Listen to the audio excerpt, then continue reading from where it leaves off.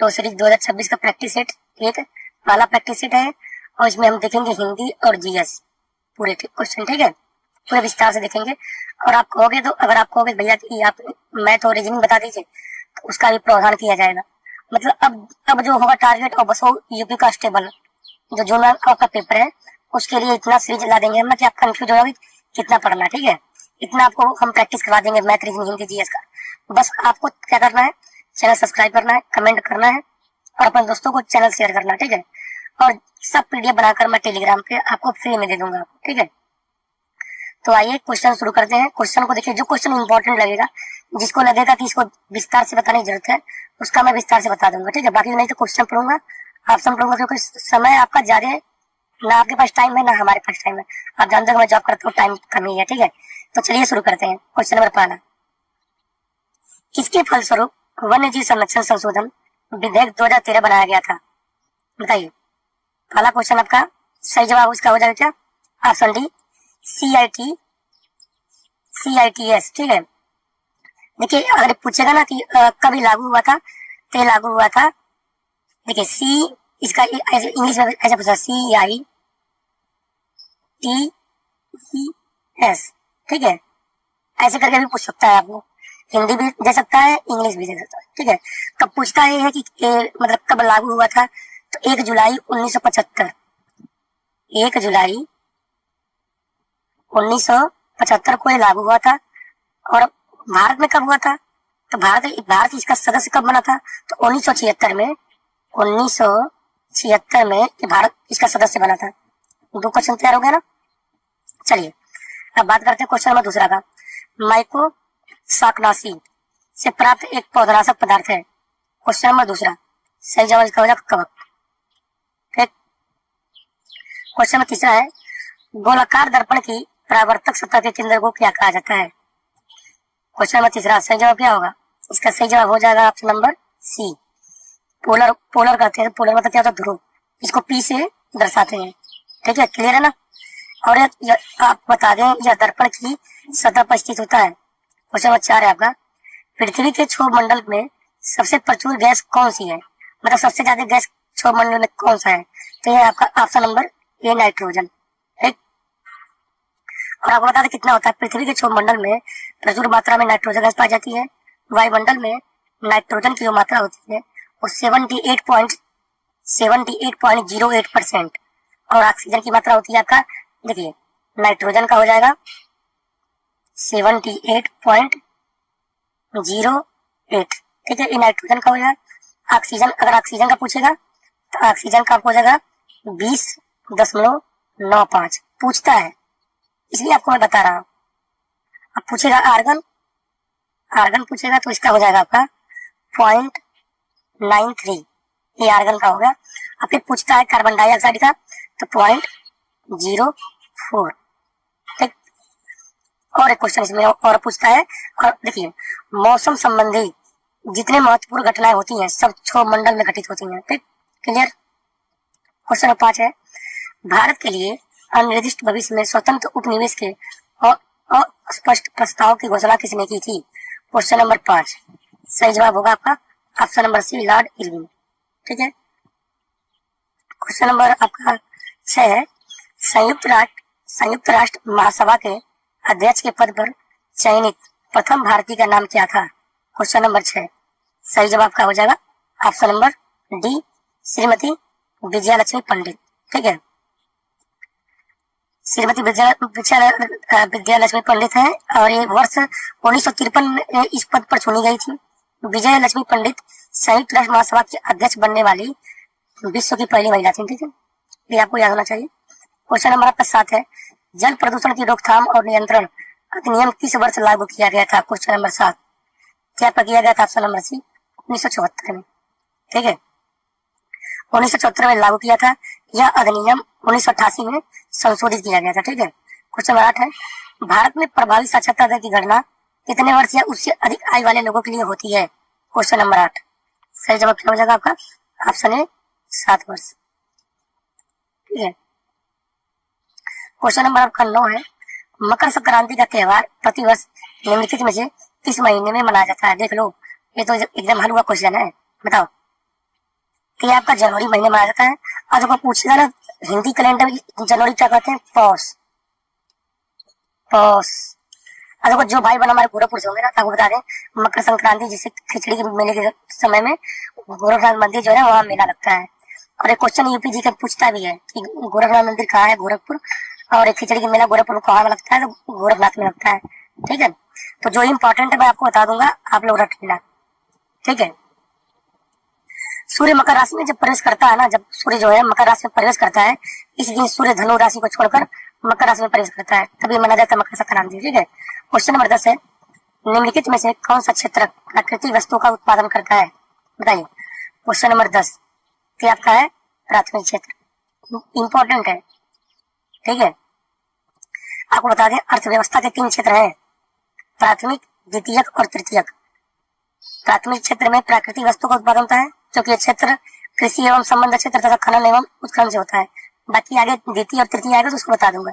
सरदार वल्लभ भाई पटेल राष्ट्रीय पुलिस अकादमी में स्थित है, बताइए। क्वेश्चन नंबर 11 क्या आपका है, हैदराबाद।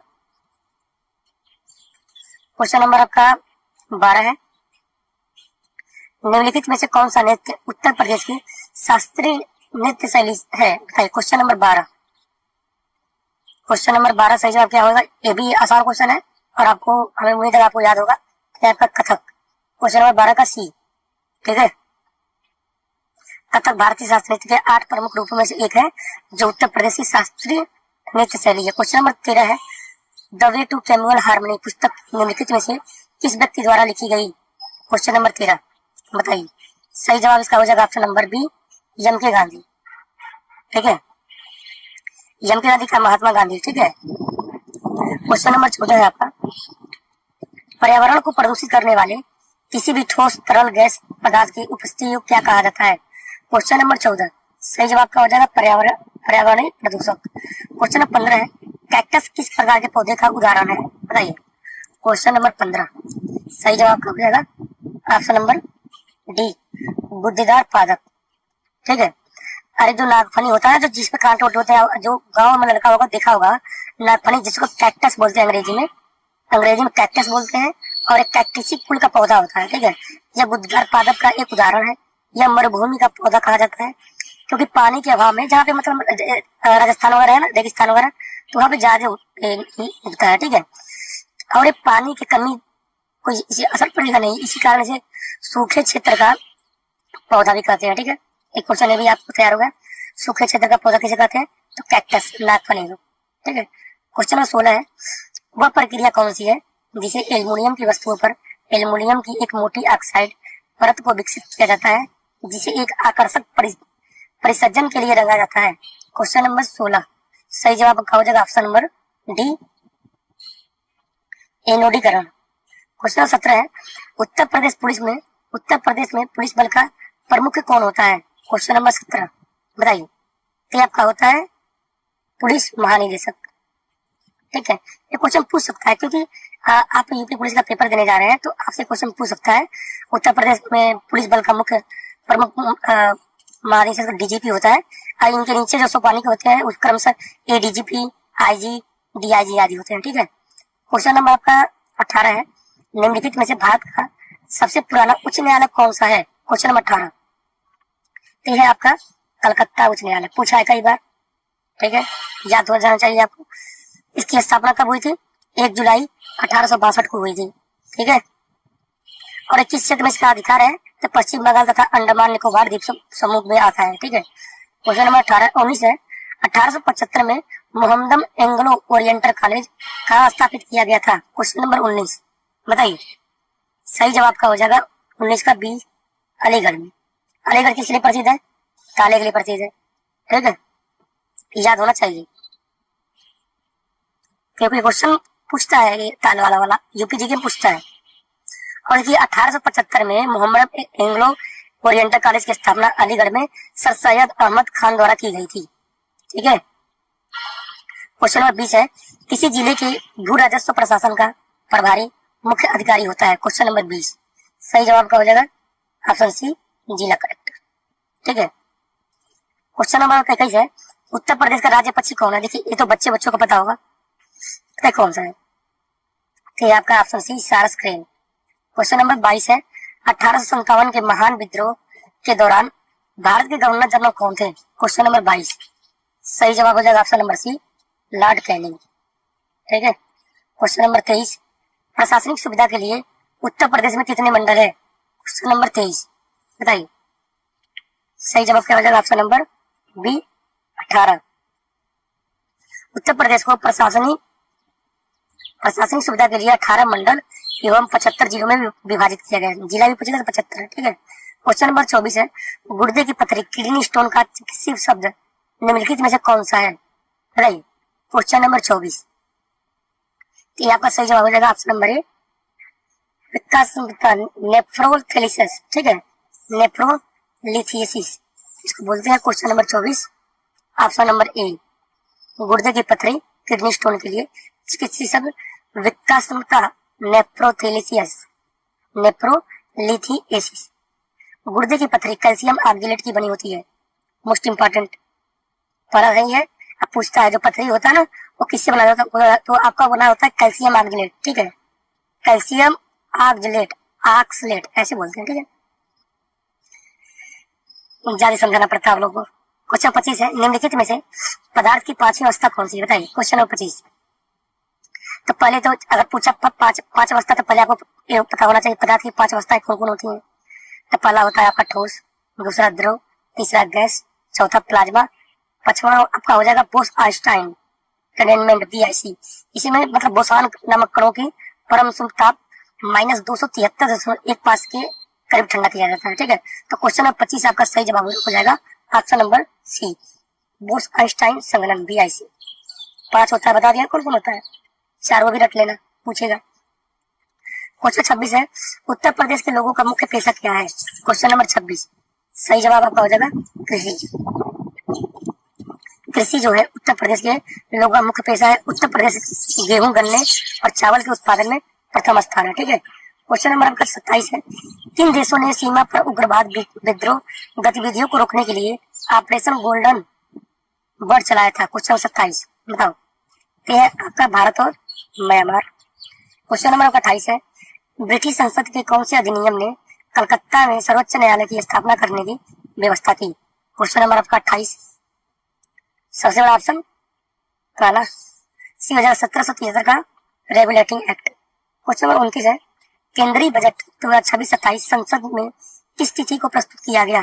क्वेश्चन नंबर 29, मुझे याद है 1 फरवरी 2026, यूपी साइड ले पढ़े थे ना तो याद है।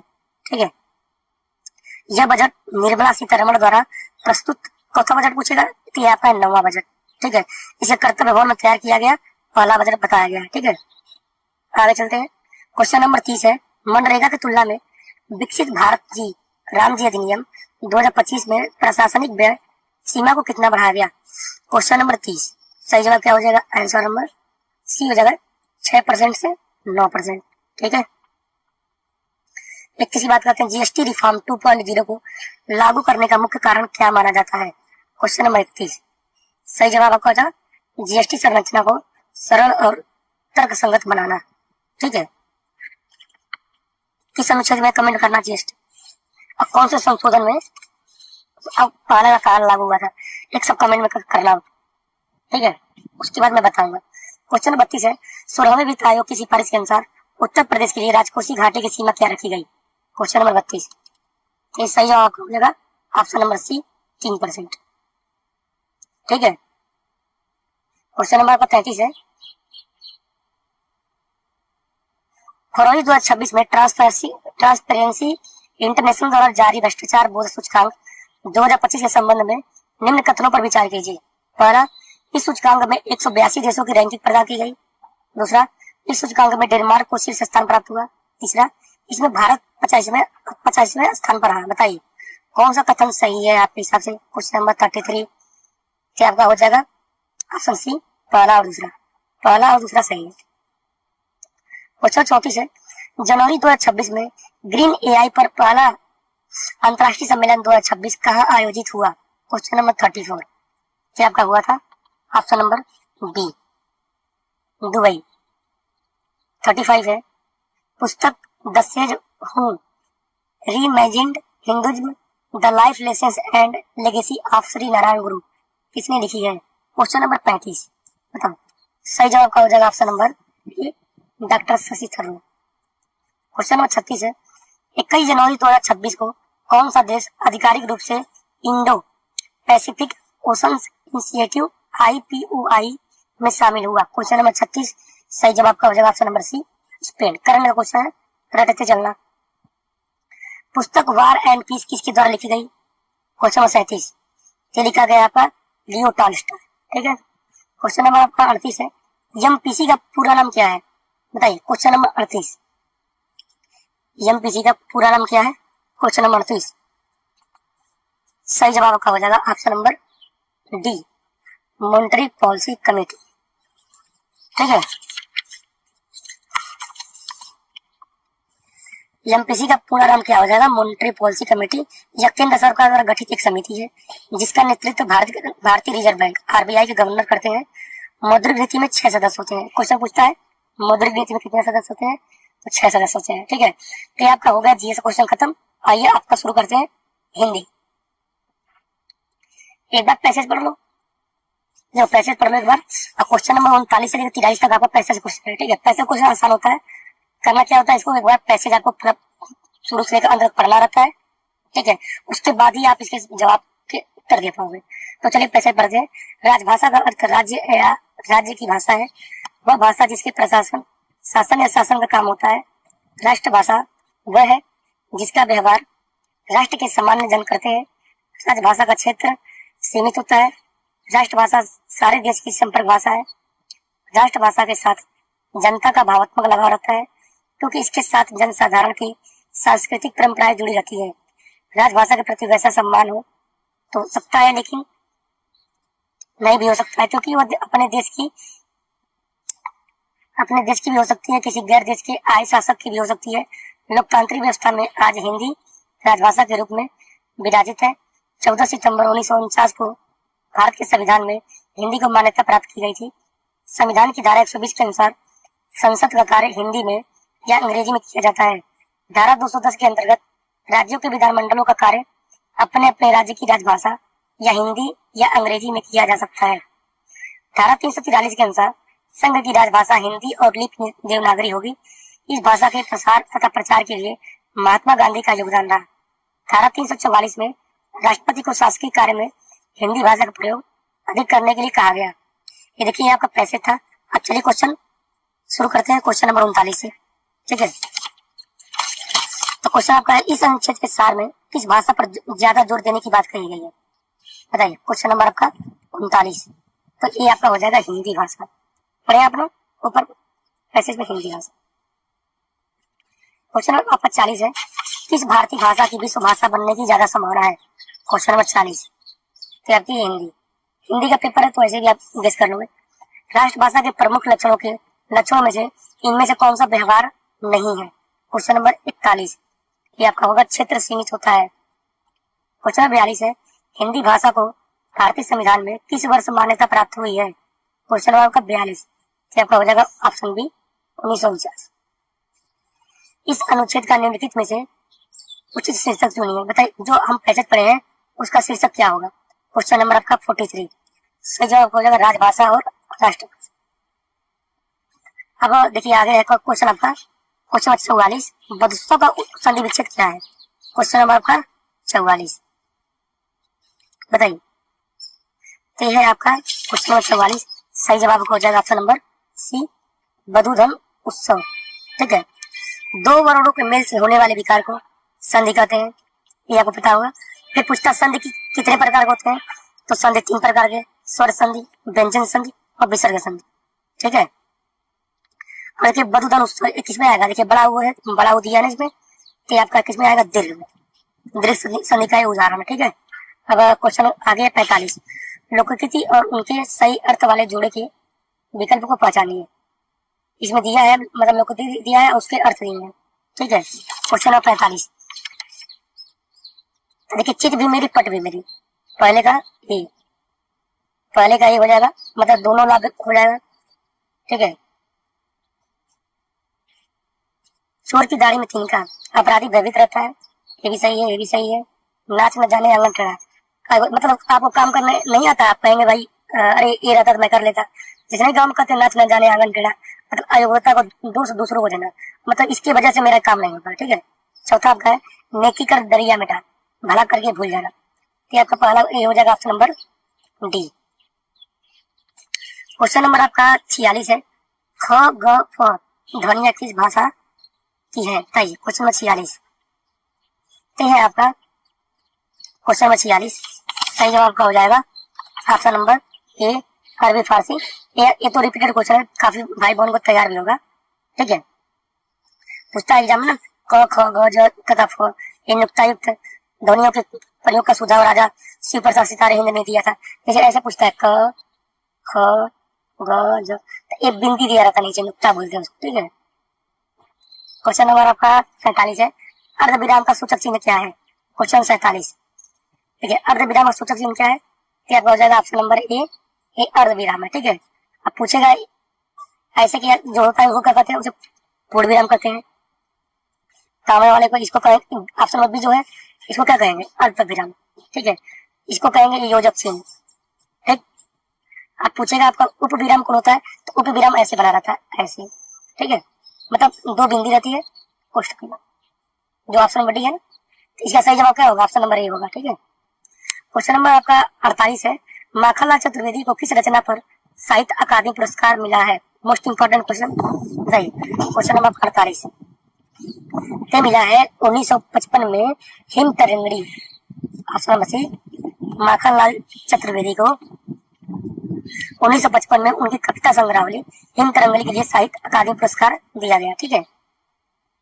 इनकी अन्य कविताएं पूछेगा क्या होगा, तब प्यारे भारत देश, गंगा की विदाई, जाड़े की साँझ, वर्षा ने आज विदाई ली, ये सब इनकी रचना है, ठीक है। क्वेश्चन 49 भारत के उच्चतम न्यायालय तथा उच्च न्यायालयों की भाषा संबंधी निर्देश किस अनुच्छेद में दिए गए हैं। क्वेश्चन नंबर आपके 49, तो आपके अनुच्छेद 348 में दिए गए हैं, ठीक है। क्वेश्चन नंबर 50 है, हिंदी राम काव्य परंपरा के अंतर्गत एक विशिष्ट कृति है। क्वेश्चन नंबर 50, तो है आपका ऑप्शन नंबर ए रामचंद्रिका।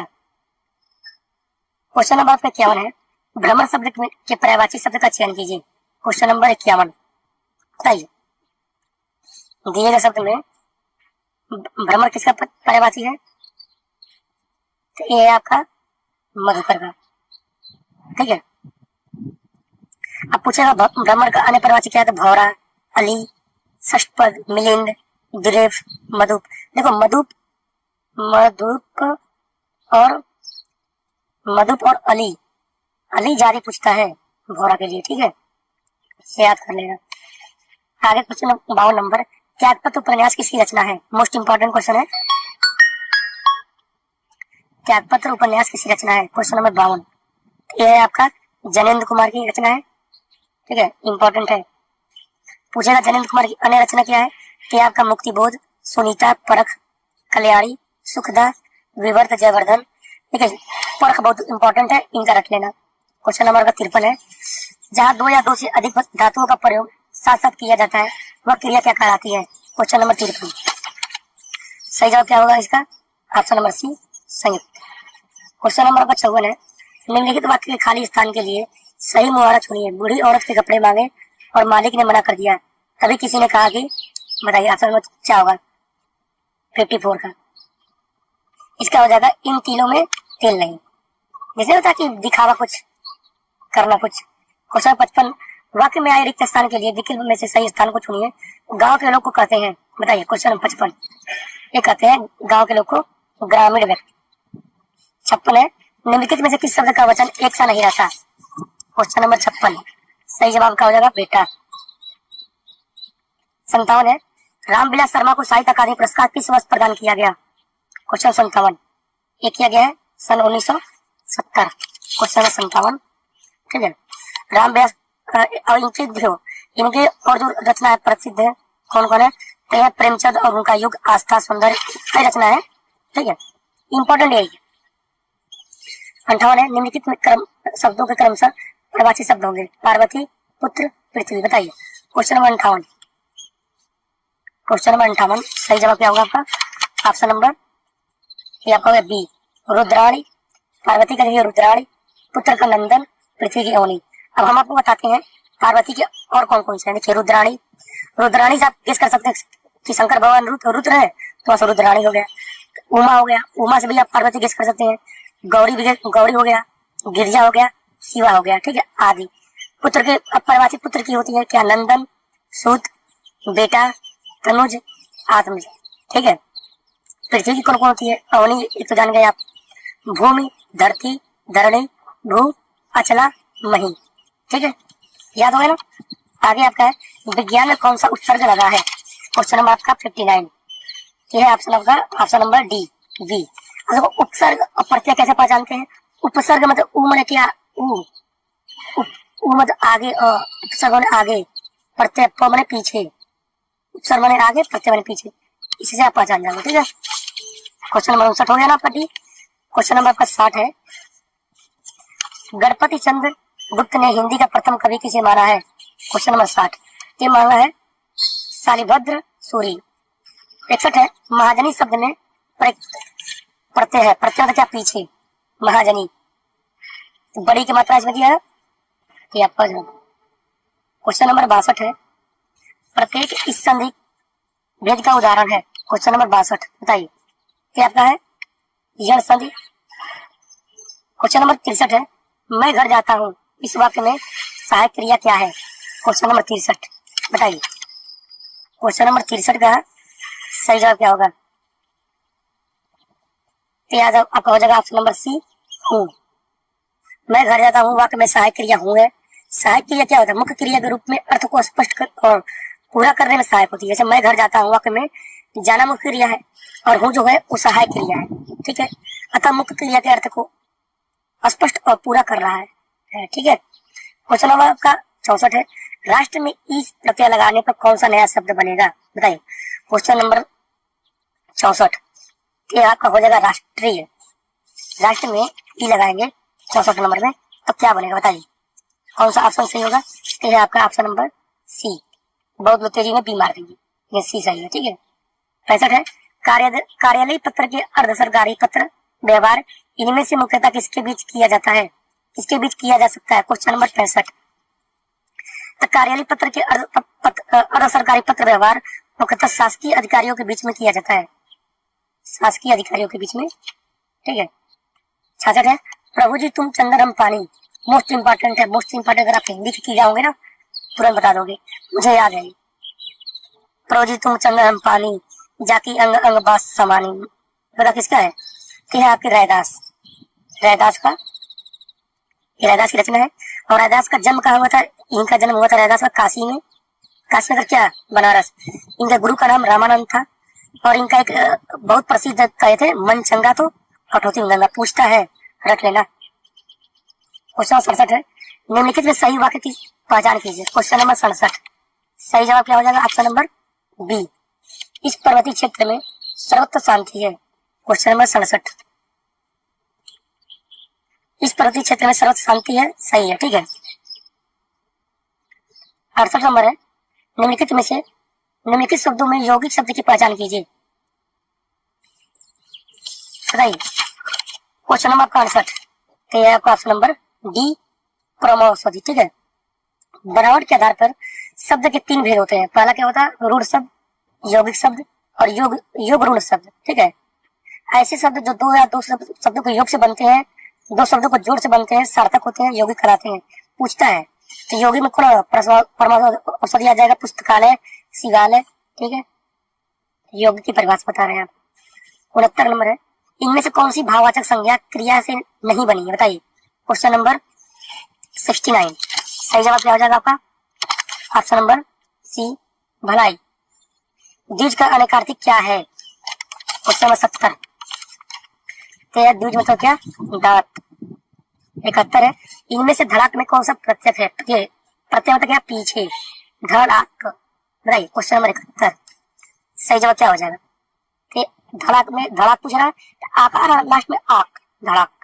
आजीवन में कौन सा समास है, ये बच्चे पता है, अव्ययी, अव्ययी, ठीक है। इसका विग्रह क्या होता है, जीवन भर। आजीवन तो क्या होता है, जीवन भर। निम्नलिखित में कौन सा शब्द सदैव एक वचन प्रयुक्त होता है, बताओ। मोस्ट इंपॉर्टेंट क्वेश्चन है, क्वेश्चन नंबर आपका 73 है। तो ये आपका होगा सहायता। सहायता शब्द हमेशा एक वचन होता है। प्राण पूछता है, मोस्ट इंपॉर्टेंट प्राण, आपके यूपी में पूछेगा, बताओ क्या होता है, बहुवचन होता है प्राण, ठीक है। कमल मोती पानी में उत्पन्न होने वाला इस शब्द के अनेकार्थी शब्द है, बताइए। क्वेश्चन नंबर 74, जलज शब्द के अनेकार्थी है कमल मोती पानी से उत्पन्न वाला आदि, तो आपका जलज, कमल भी आएगा, हो जाएगा। क्वेश्चन नंबर आपका 75 है और ये आपका लास्ट क्वेश्चन है। प वर्ग का उदाहरण स्थल उच्चारण शब्द क्या है? प वर्ग, प वर्ग, तो प वर्ग का उच्चारण स्थान क्या हो जाएगा? ये आपका हो जाएगा प वर्ग ओट्स, ठीक है। ब का उच्चारण स्थान क्या हो जाएगा? कंठ है। त का उच्चारण स्थान दंत है। चौकार तालव्य, कचड़ तप, याद हुआ, कचड़ तप गदड़ दप, रट लेना। तो देखो मित्रों, ये है आपका घटना चक्र टो सीरीज का हिंदी और जीएस। आप कहोगे तो मैं रीजनिंग भी करा दूंगा, देखो ऐसे आसान सा क्वेश्चन है, तो मैं आप कहोगे तो मैं रीजनिंग भी करा दूंगा, जैसा भी आप बताना, रीजनिंग में तो उसको भी करा दूंगा, ठीक है। तब तक के लिए बाय बाय, जय हिंद, मिलते हैं नेक्स्ट वीडियो में। और अपना आप इसको बताइएगा कि आपके हिंदी और जीएस में कितने स्कोर सही हुए, ठीक है। बाय बाय, जय हिंद।